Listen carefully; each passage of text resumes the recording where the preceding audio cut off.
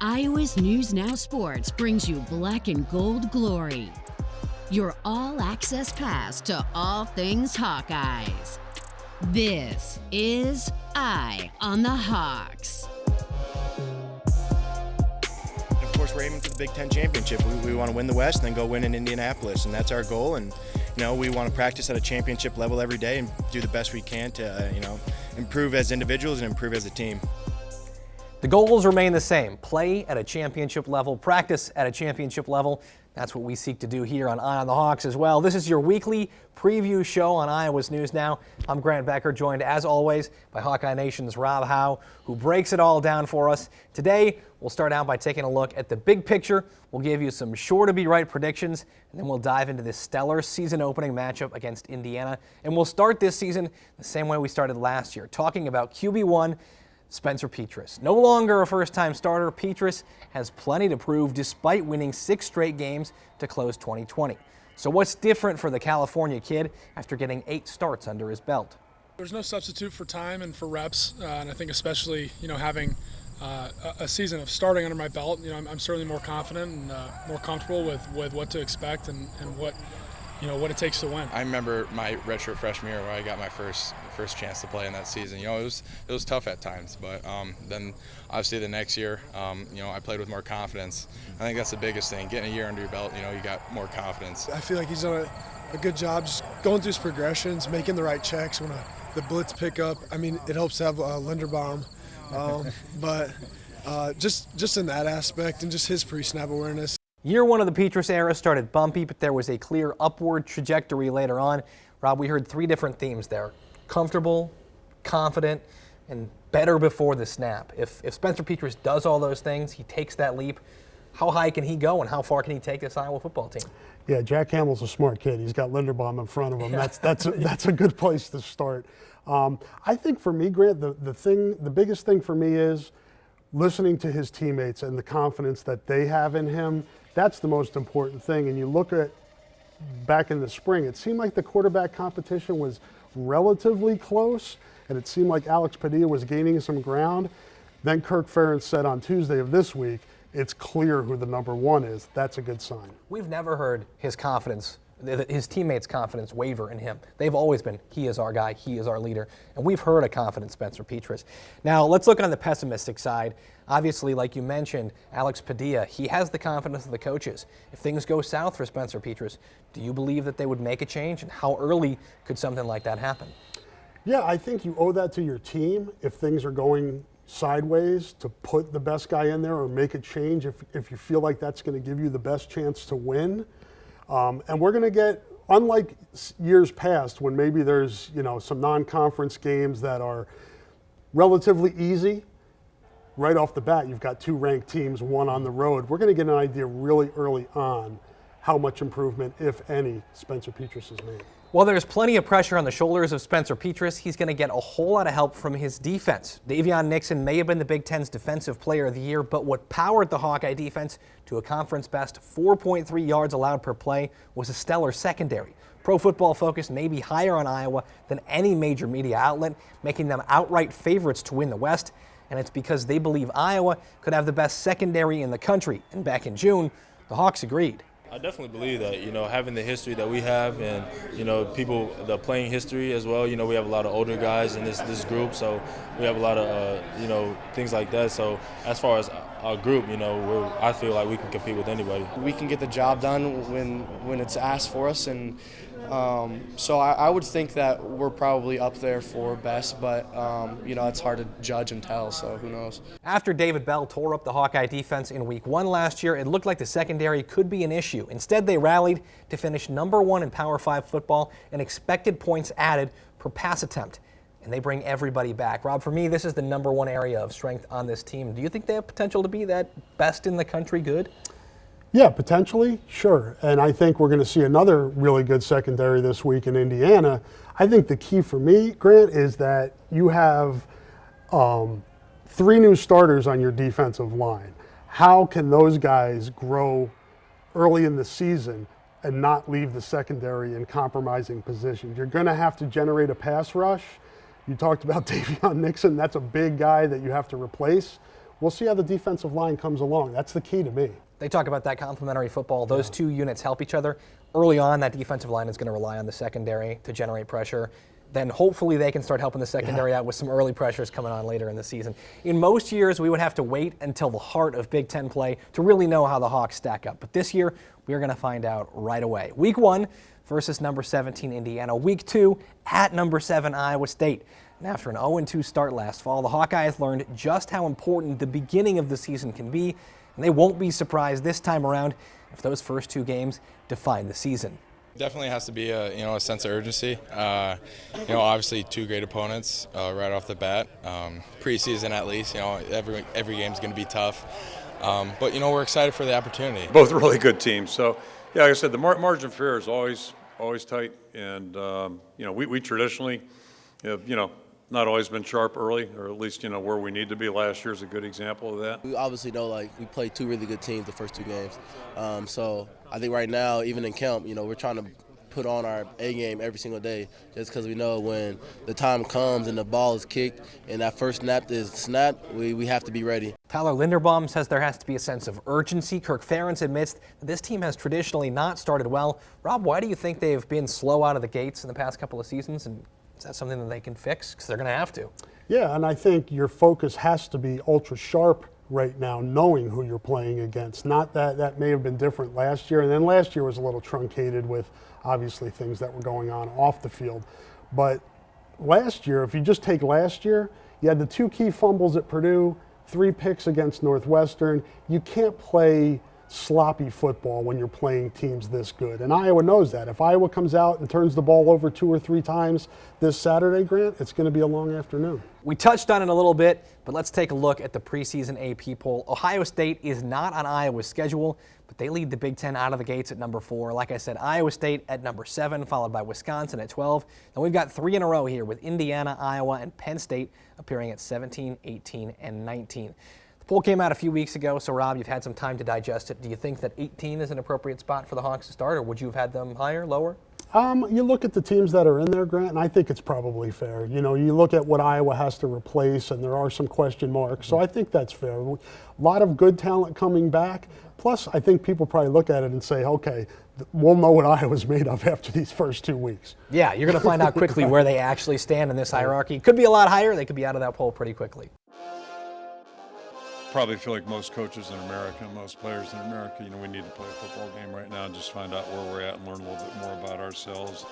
We are dangerously close to actual football, but before that happens, we've got to know what the Eye on the Hawk staff thinks is going to happen. Our predictions after the break.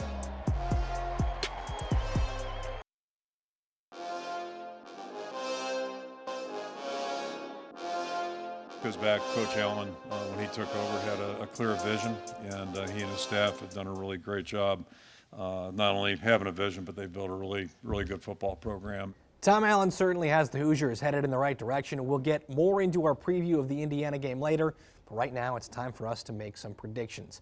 There's not a lot of disagreement here in the first half of the schedule. In fact, Rob and Jet, who will join us later, agree on every single game.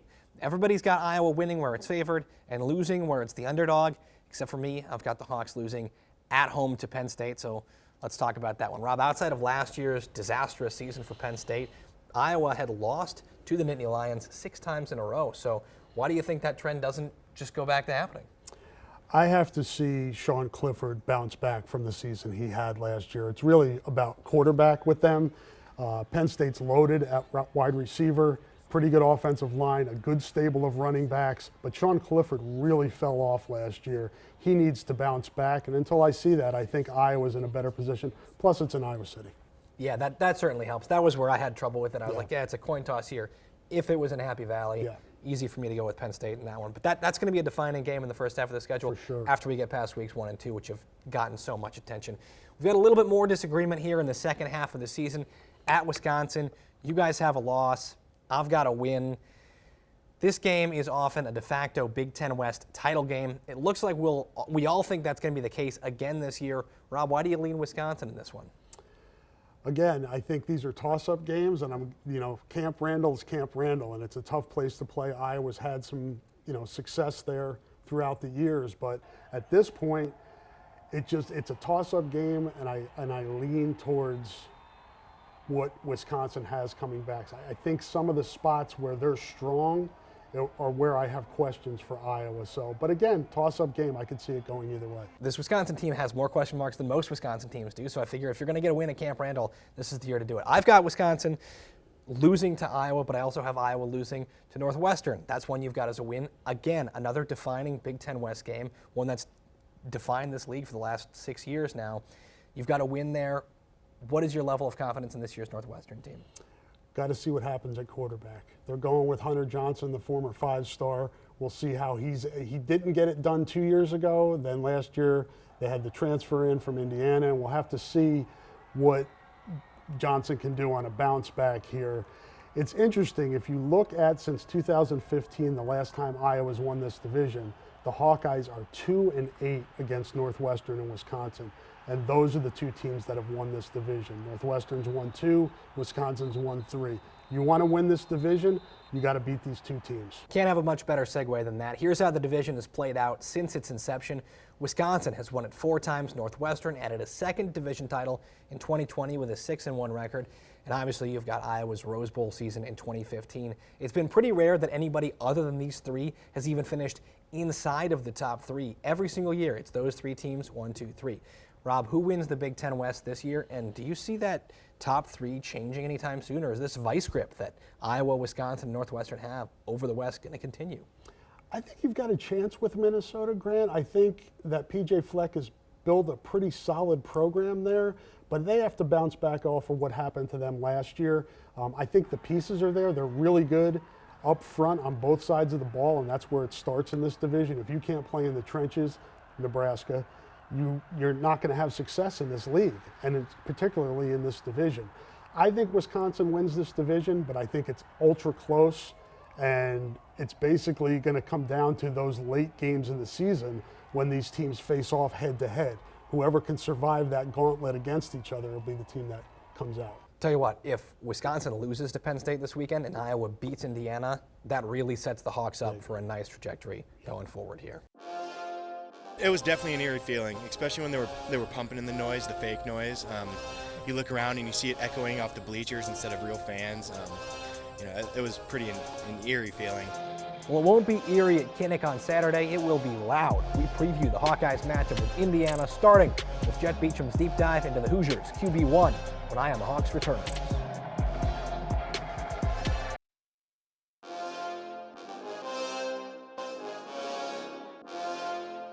Good in all 3 phases. Quarterback is an outstanding football player and clearly a leader for them. The quarterback is Michael Penix Jr., and he is capable of the sensational. Jet Beecham has more on the man who makes Indiana go in this week's Deep Dive. It's no doubt that the Iowa secondary has the potential to be one of the best in the Big Ten, if not the country. In Week 1, they've got the chance to prove it against the best returning quarterback in the Big Ten. Indiana's Michael Penix Jr. was one of college football's best quarterbacks last year, leading Indiana to its first top 10 ranking since 1967 and its best conference record in more than half a century. And the only question mark surrounding Penix has been his health. For the 3rd straight season, he failed to finish the year after a torn ACL last November, and as a result, the Hoosiers took a big hit in production. But Penix is back and 100% healthy for Saturday's season opener, and with a bevy of weapons, poses the biggest passing threat the Hawks might see all season. The guy really makes him go as a quarterback, and having him back, we expect that to be a challenge for us. And big part of that is the passing game. And he's a good thrower.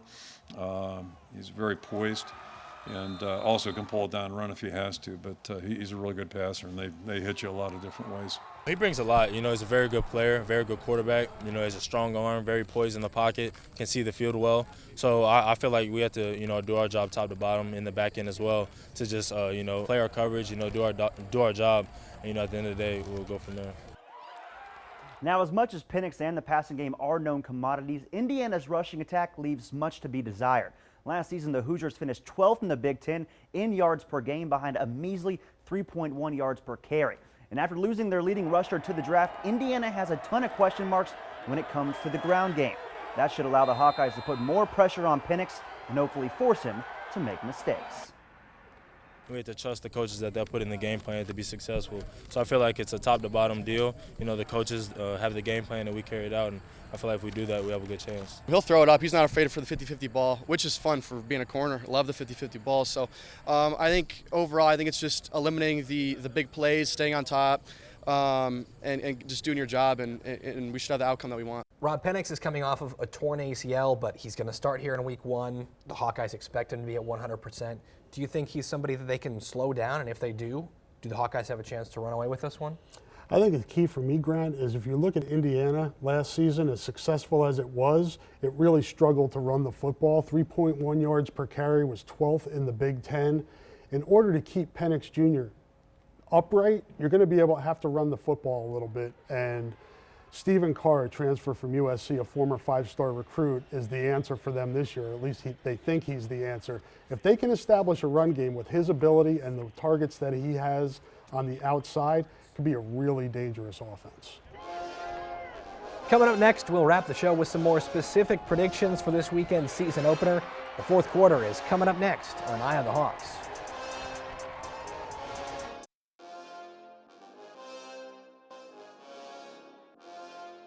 I feel like he's one of the most consistent players I've ever been around.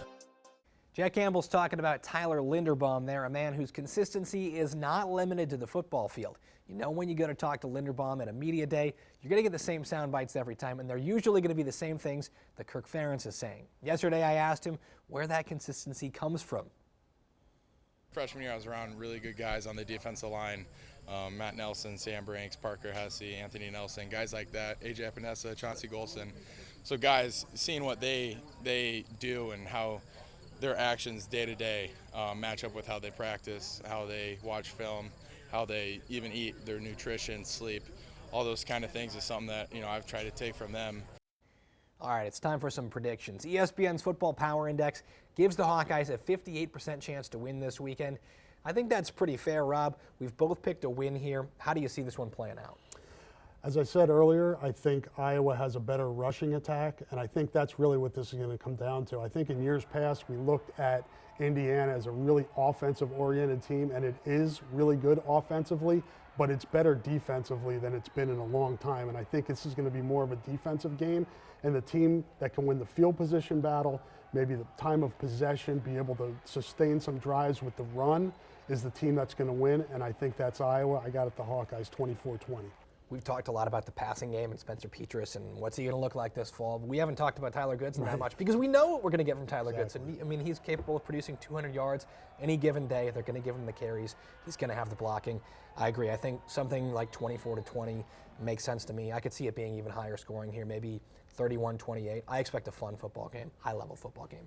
We got another fun one in Ames. The Football Power Index gives you and I just a 2.2% chance to get the upset over the 7th-ranked Cyclones. But this one went to triple overtime in 2019. Rob, I assume you've got Iowa State heading into the Cy-Hawk game at 1-0. I do, and what's going to be interesting for me, it seemed like 2 years ago when Iowa State played UNI, it was, let's not open up the playbook. Let's do as little as possible, and it almost bit them in the rear end. They better not do that this week because UNI is capable of winning this game. If Iowa State's going to be anything close to what we think they're going to be, they should win this one handily. I think I saw the spread was like 37.5 or something like that. I don't know if they have to cover that much, but yeah, it's got to mean they got to shut them down. What I remember from that game, that matchup in 2019, was seeing Breece Hall get a quarter of the carries and wondering why he wasn't getting 100% of the carries. So that's how far this team has come in that 2-year window, though. They didn't know who their running back was going into week 1 of that season. Now they have the Doak Walker favorite heading into this season, so they should take care of business there. I think looking at 45-3 or something like that. That'll do it for week 1 of Eye on the Hawks. We will be back next week to recap Iowa, Indiana, and preview maybe the biggest Cy-Hawk game of all time. Thanks for joining us. See you next Friday.